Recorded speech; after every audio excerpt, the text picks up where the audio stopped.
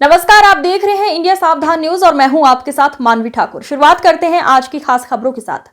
पूर्व मुख्यमंत्री हरीश रावत ने राजपुरा में ललित जोशी के समर्थन में की रैली।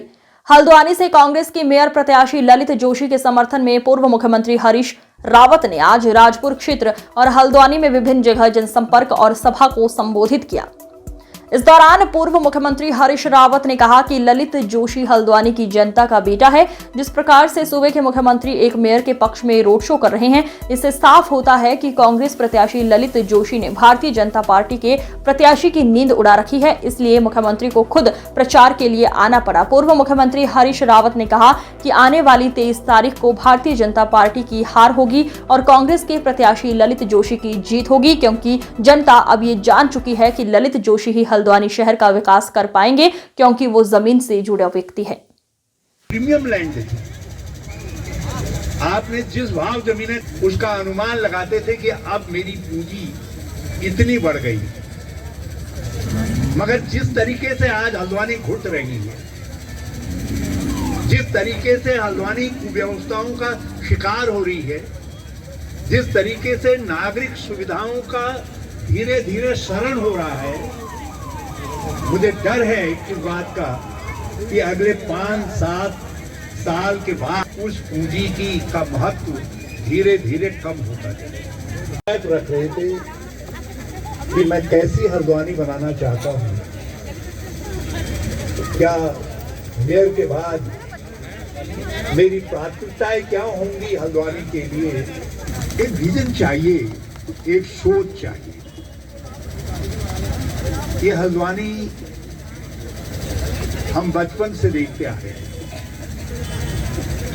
इसको इंदिरा हृदय जी ने एक सोच के साथ संवारा और आज का जितना हमारा मध्यम वर्ग है, जो चाहे पहाड़ों से आए या यही हल्द्वानी से पहले से रह रहे थे, और लोगों ने अपनी पूंजी के साथ एक शानदार हल्द्वानी का निर्माण किया।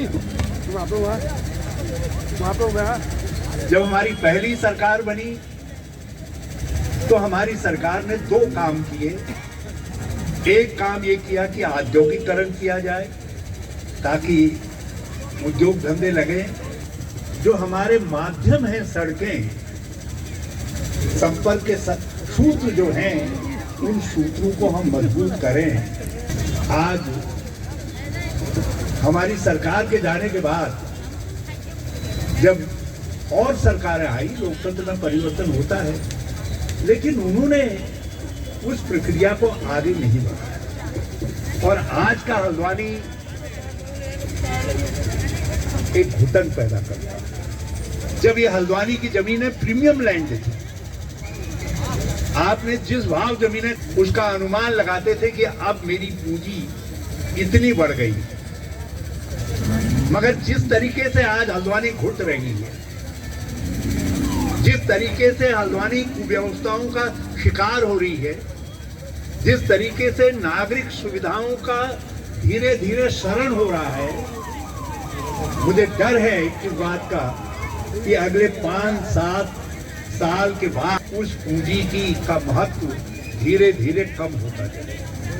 चल रहा है, 4 दिन का समय बचा है वोटिंग के लिए। लोगों ने बदलाव का मन बनाया है और लोग बदलाव के लिए वोट दे रहे हैं और कांग्रेस उनको नगर निकायों में, नगर पंचायतों में, नगर निगमों में सब स्थानों पर एक विकल्प के रूप में दिखाई दे रही है।